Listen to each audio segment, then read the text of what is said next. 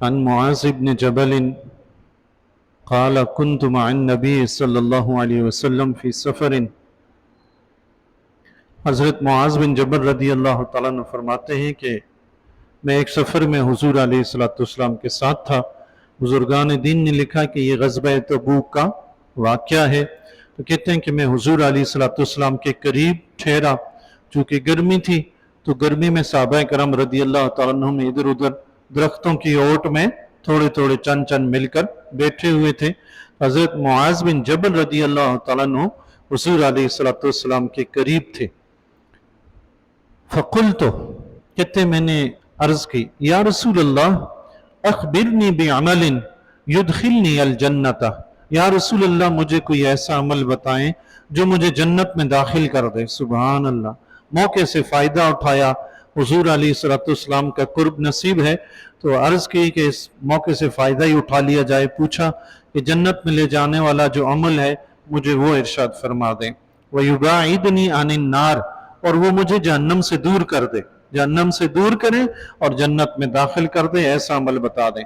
قال، حضور علیہ السلام نے فرمایا، لَقَدْ سَأَلْتَنِي عَنْ عَظِيمٍ، اے معاذ تم نے مجھ سے ایک بہت بڑی بات کا سوال پوچھا ہے، بڑا سوال پوچھا ہے۔ یہ چھوٹا سوال نہیں ہے، بڑا سوال ہے کہ جی ایسا عمل جو بندے کو جنت میں لے جائے۔ یہ چھوٹا سوال نہیں ہے، بڑا سوال ہے۔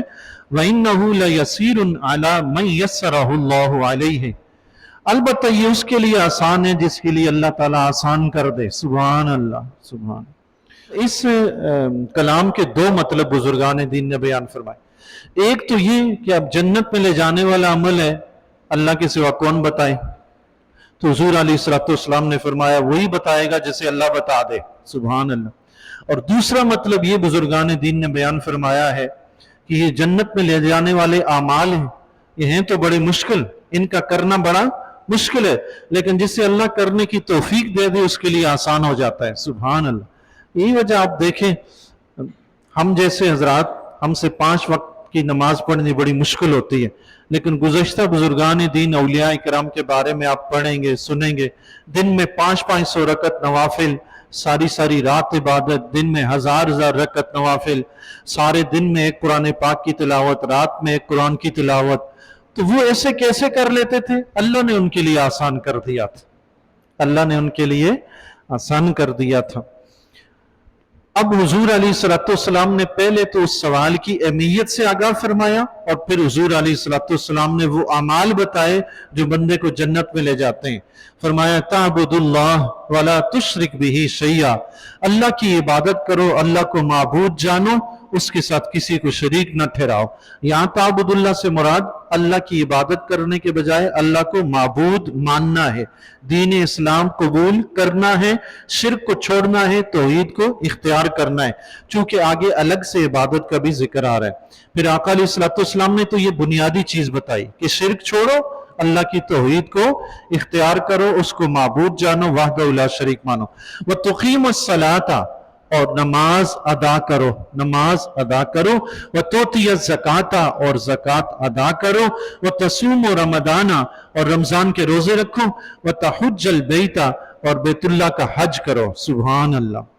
جی یہ جنت میں لے جانے والے اعمال ہیں، جو بندہ بھی یہ عمل کرے گا اللہ کے فضل و کرم سے وہ جنت میں ضرور جائے گا۔ پہلی چیز تو شرک نہ کرے، ایمان لے آئے، دوسری چیز نماز پڑھے، تیسری چیز زکوٰۃ دے۔ اب زکوٰۃ وہ بندہ دے گا جس پر فرض ہوگی، اور دے گا بھی سال میں ایک دفعہ، اور دے گا بھی اپنے کل مال کا 40واں حصہ، 2.5%، 100 میں سے 2.5%، اور سال میں ایک دفعہ۔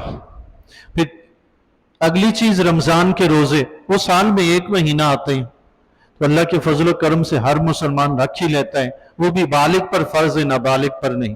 وَتَحُجَّ الْبَيْتَ، بیت اللہ کا حج کرنا، یہ بھی اس کے لیے لازم ہے، حج کرنا فرض ہے جو وہاں تک جانے کی استطاعت رکھتا ہو۔ حتیٰ کہ بزرگان دین نے لکھا ہے استطاعت سے مراد ہے اس کا اپنا آنے جانے کا خرچ، وہاں ٹھہرنے کا خرچ، اور جتنا عرصہ وہ گھر سے باہر رہے گا اتنا عرصہ گھر والوں کا بھی خرچ چھوڑ کر جائے، تب اس پر حج فرض ہے۔ اب مثال کے طور پر ایک شخص کے پاس اپنے آنے جانے کے اخراجات تو ہیں، وہاں بھی رہنے ٹھہرنے کے اخراجات ہیں، लेकिन इतने नहीं है कि घर वालों को उतने दिनों का खर्चा दे के जाए और घर वालों के पास है भी नहीं, तब भी हज फर्ज नहीं है। सुभान अल्लाह। पहले घर वालों के अखराजात पूरे करो फिर हज करो। सुभान अल्लाह। हमारा दीन इस्लाम घर वालों को कितनी अहमियत देता है, हत्ता कि हज भी बाद में फर्ज होगा, पहले घर वालों का खर्चा पूरा करना है। अल्लाह और उसका रसूल तो घर वालों को बड़ी अहमियत देते हैं। अल्लाह करे घर वाले भी अल्लाह और उसके रसूल को अहमियत दे के घर वालों को नमाज की आदत डालें, नेकियों की आदत डालें। फिर आका अलैहिस्सलाम ने फरमाया, अला अदुल्लुका अला अबवाबिल खैर, ए मुआज क्या मैं तुम्हें नेकियों के दरवाजे ना बताऊं? सुभान अल्लाह, नेकियों के दरवाजे। फिर आका अलैहिस्सलाम ने फरमाया, अस्सौम जुन्नतुन, रोजा ढाल है। सुभान अल्लाह। रोजा ऐसा नेकी का दरवाजा है कि जो बंदा रोजा रखता है ना, अल्लाह के फजलो करम से उसको और भी नेकियों की तौफीक मिलती है। कैसे? इंसान गुनाह करता है जिस्मानी ताकत से, रोजा उसकी जिस्मानी ताकत को कमजोर कर देता है। जब कमजोर होता है तो उसमें गुनाह करने की ताकत कम हो जाती है, तो रोजा दीगर भी नेकियों का सबब बन जाता है। सुभान अल्लाह। इसीलिए आका अलैहिस्सलाम ने फरमाया था उन नौजवानों के बारे में जो शादी की इस्तिताअत नहीं रखते और जवानी परेशान करती है, तो फरमाया रोजे रखो। क्या करो? रोजे रखो। रोजा जवानी की कमर तोड़ के रख देगा। अल्लाह अल्लाह। सुभान। इतने जवानी परेशान करती है, शादी नहीं हो रही, शादी नहीं हो रही, रोजा रखें, जवानी की वो परेशानी खत्म हो जाएगी। सुभान अल्लाह। तो रोजा एक ऐसी नेकी है जो दीगर नेकियों का सबब बन जाता है। सुभान अल्लाह। फिर आका अलैहिस्सलाम ने फरमाया, वस्सदक़तु तुत्फ़िल ख़तीअत कमा युत्फ़िल माउ नार, फरमाया सदका बुराइयों को इस तरह मिटा देता है जिस तरह पानी आग बुझा देता है। सुभान अल्लाह। सुभान। सदका खैरात, एक तो फरमाया रोजा नेकियों का दरवाजा है, दूसरा फरमाया सदका खैरात। अब रोजा नेकियां करने का सबब था और ये सदका खैरात गुनाह मिटाने का सबब है। एक नेकी ऐसी है जो गुनाह मिटा रही है, दूसरी नेकी ऐसी है जो मजीद नेकियां करवा रही है। सुभान अल्लाह। बंदा एक काम वो करे जो गुनाह मिटा रहा है, दूसरा काम वो करे जो नेकियां बढ़ा रहा है, उसके पल्ले में क्या बचेगा? सुभान अल्लाह। नेकियां ही बचेंगी ना जी, और क्या बचेगा? सुभान अल्लाह। नेकियां ही नेकियां। रोजा रखो, सदका खैरात करो, अपने दामन में जो बचेगा क़यामत के दिन अल्लाह के फजल से वो सिर्फ नेकियां होंगी। सुभान अल्लाह। अल्लाह। फिर फरमाया, वसलातुर रजुल मिन जौफिल लैल, और रात के दरमियानी हिस्से में नमाज पढ़ना, मर्द का नमाज पढ़ना, ये नेकियों के दरवाजे हैं। पहला जो नेकी का दरवाजा था वो दीगर नेकियों का सबब है, दूसरा जो नेकी का दरवाजा था वो गुनाहों के मिटाने का सबब है, तीसरा जो नेकी का दरवाजा है ये अल्लाह के कुर्ब का सबब है। सुभान अल्लाह। दिन की नमाज पढ़ना अल्लाह की इताअत है और रात की नमाज पढ़ना अल्लाह का इश्क है। सुभान अल्लाह। इश्क इताअत पर गालिब है ना, इश्क का मकाम इताअत से ज्यादा है। सुभान अल्लाह। दिन में तो बंदा वैसे भी जागता है ना, चलते फिरते भी चलें, अजान हुई नमाज पढ़ ही लेगा, लेकिन रात सोया हुआ कैसे उठे? वही उठेगा जिसके दिल में अल्लाह की मोहब्बत ज्यादा होगी। सुभान अल्लाह। मोहब्बत ही ऐसी चीज है जो बंदे को रात को सोने नहीं देती, बशर्ते कि किसी को लगी हो। ये जिसको लग जाए ना, पीर नसीरुद्दीन नसीर रहमतुल्लाह अलैह फरमाते हैं, इश्क जिसे कहते हैं एक आग है नसीर, इश्क जिसे कहते हैं एक आग है नसीर, बुझती नहीं सुनी है ये अक्सर लगी हुई। सुभान अल्लाह।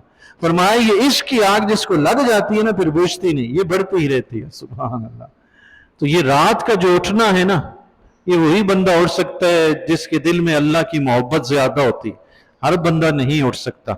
अल्लाह तौफीक अता फरमाए। ये तीन चीजें अल्लाह के नबी अलैहिस्सलाम ने नेकियों के दरवाजे बताए। आपको पता है कि दरवाजा खोल के बंदा अंदर चला जाता है, जिस रास्ते का दरवाजा खोलेगा वही पाएगा। सुभान अल्लाह। ये नेकियों के दरवाजे, इन पर अमल करेंगे तो नेकियों के अंबार लगेंगे इंशाअल्लाह। सुभान अल्लाह। समझे कि अगर इन तीनों दरवाजों को हम खोल लेते हैं तो अल्लाह के फजल करम से हम नेकियों के मैदान में चले जाएंगे। सुभान अल्लाह। हर तरफ नेकियां ही नेकियां। सुभान। फिर आका अलैहिस्सलाम ने कुरान करीम की 2 आयात मुबारक तिलावत फरमाई, ये रात की नमाज के मुतल्लिक उनकी फजीलत बयान फरमाई कुरानी आयात पढ़ के, और उन बंदों की शान और शौकत, उनकी अजमत बयान फरमाई जो रात को उठ के अल्लाह की इबादत करते हैं। फरमाया ततजाफा जुनूबुहुम अनिल मजाजिह, उनकी करवटें बिस्तरों से अलग रहती हैं। यदऊन रब्बहुम खौफन व तमा, अपने रब को खौफ और उम्मीद में रहकर पुकारते हैं। सुभान अल्लाह। रात को उठते हैं, बिस्तर पर सोते नहीं। ये जो रात को नमाज पढ़ते हैं ना, उनके बारे में फरमाया, बिस्तर पर सोते नहीं है, उठते हैं, रब की इबादत करते हैं, और इबादत करने के बाद अल्लाह की बारगाह में दुआ करते हैं। और दुआ में उनकी कैफियत ये होती है कि खौफ भी होता है, उम्मीद भी होती है। सुभान अल्लाह। खौफ किसका? जहन्नम के अजाब का। उम्मीद किसकी? जन्नत की। सुभान अल्लाह। खौफ किसका? अल्लाह के गजब का। उम्मीद किसकी? अल्लाह की रहमत की। सुभान अल्लाह। तो वो इस हालत में होते हैं, यानी ऐसा नहीं करते कि नमाज पढ़ी तो उसके बाद खुश हो जाएं, अब मैंने बहुत बड़ा तीर मार लिया है, अब तो मैं गया ना जन्नत में सीधा। वो नमाजें नहीं पढ़ता हो, उसकी तो खैर नहीं है ना, मैं तो पक्का जन्नती हो। ऐसा नहीं सोचते। वो नमाज पढ़ने के बाद भी अल्लाह की बरगाह में गिड़गिड़ा के रोते भी हैं, जन्नम से पनाह भी मांगते हैं और रब की जन्नत भी मांगते हैं। सुभान अल्लाह। अल्लाह। फिर फरमाया वमिम्मा रज़क़नाहुम युनफिकून, और जो रिज्क हमने उन्हें दिया है उसमें से खर्च करते हैं। फला तालमु नफ्सुम मा उख्फिया लहुम मिन कुर्रति आयुन, तो कोई नफ्स, कोई जान ये नहीं जानती कि उसकी आंखों की ठंडक उसके लिए क्या छुपा कर रखी गई है। सुभान अल्लाह। ये हुजूर अलैहिस्सलाम ने कुरानी आयात पढ़ के रात को जागकर इबादत करने वालों की शान बयान फरमाई है। सुभान अल्लाह। वो ऐसे लोग हैं, अल्लाह ने उनके लिए, उनकी आंखों की ऐसी ठंडक उनके लिए पोशीदा रखी है जो किसी ने देखी नहीं है। सुभान। जज़ाम बिमा कानू यामलून, फरमाया ये जो वो अमल करते हैं ना, उस अमल का बदला है। सुभान अल्लाह। सुभान। रातों को उठ के रब की इबादत करना, उसका ये बदला है कि अल्लाह ताला ने उनके लिए ऐसा पोशीदा रखा है कि किसी ने कुछ देखा ही नहीं, सोचा ही नहीं, ख्याल भी नहीं आया।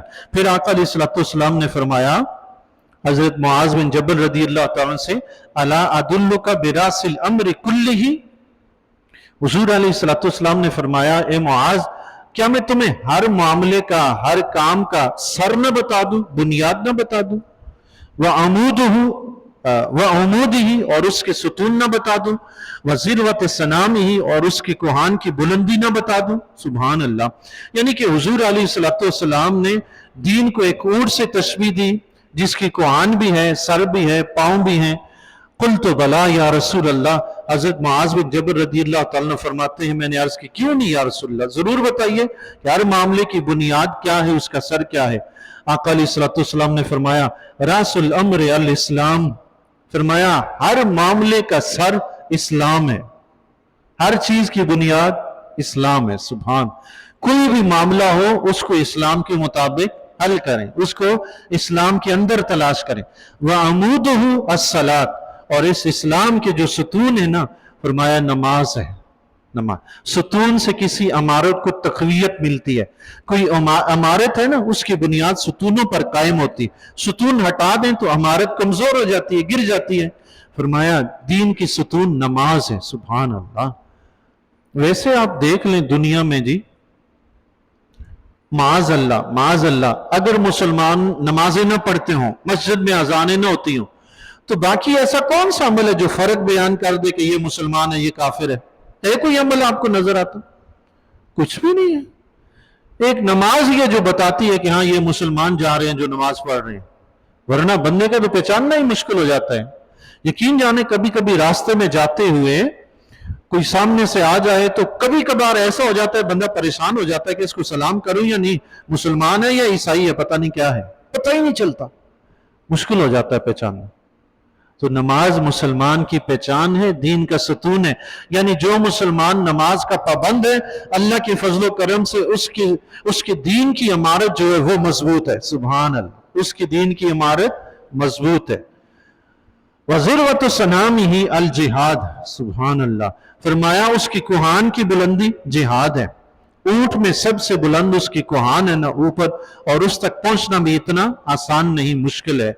और फिर कहते हैं कि हर चीज की जो खूबसूरती होती है वही उससे बुलंद होती है शान और मर्तबे के लिहाज से। तो फरमाया जिहाद दीन इस्लाम की शान और शौकत है, सुभान अल्लाह। लेकिन जिहाद में उलमाए किराम ने कलाम ये फरमाया कि जिहाद से मुराद हर किस्म का जिहाद है, सिर्फ काफिरों से लड़ना ही नहीं, हर किस्म का जिहाद मुराद है, सुभान अल्लाह। वो जिहाद अपने आप से जंग करना कि अपने आप को गुनाहों से रोकना, अपने घर वालों से जंग करना, जिहाद करना। जंग करने का ये मतलब नहीं कि बंदा रोज उठ के डंडे मारने शुरू कर दे, नेकी की दावत देना, उन्हें बुराइयों से रोकने की कोशिश करना। ये जो कोशिश करना ना, इसी को जिहाद कहते हैं। अपने आप को गुनाहों से रोकने की कोशिश करना, ये जिहाद है। इसी तरह जो लोग किताबें लिखकर दीन की खिदमत करते हैं वो कलम से जिहाद कर रहे हैं, जो बोल कर दीन की दावत देते हैं, नेकी की दावत देते हैं, वो जुबान से जिहाद कर रहे हैं, जो अपने आप को गुनाहों से रोक रहे हैं वो अपने नफ्स से जिहाद कर रहे हैं, जो दीगर आले माशरा को रोक रहे हैं वो आले माशरा से जिहाद कर रहे हैं, और जो कुफार के मद्दे मुकाबिल खड़ा है वो कुफार से जिहाद कर रहा है, सुभान अल्लाह। बहरहाल जिहाद की कई किस्में हैं, तो ये जितनी भी किस्में हैं जिहाद की, तो ये जिहाद दीन इस्लाम की शान व शौकत है, सुभान अल्लाह। वैसे जब तक मुसलमान ये कुफार से जिहाद करते रहे ना, तब तक मुसलमानों की अपनी भी शान व शौकत बढ़ी हुई थी। जब से मुसलमानों ने ये जिहाद छोड़ा है, इनकी शान व शौकत भी खत्म हो गई है। तो पता चला वो जिहाद भी बड़ा जरूरी है, उसके बगैर भी गुजारा नहीं। मुसलमानों ने जिहाद छोड़ा, ये चुप करके बैठे, कुफार ने शुरू कर दिया, वो इन पे हावी हो गए। अब वो रोज हर जगह हमें मार रहे हैं।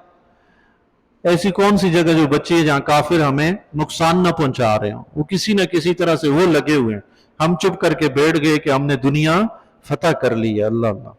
सुन्ना काला, हुजूर अलैहिस्सलाम ने फरमाया, अला उखबिरुका बिमलाकि ज़ालिका कुल्लिही, हुजूर अलैहिस्सलाम ने फरमाया, मुआज इन सब की असल जड़ एक चीज ना बता दूं तुम्हें?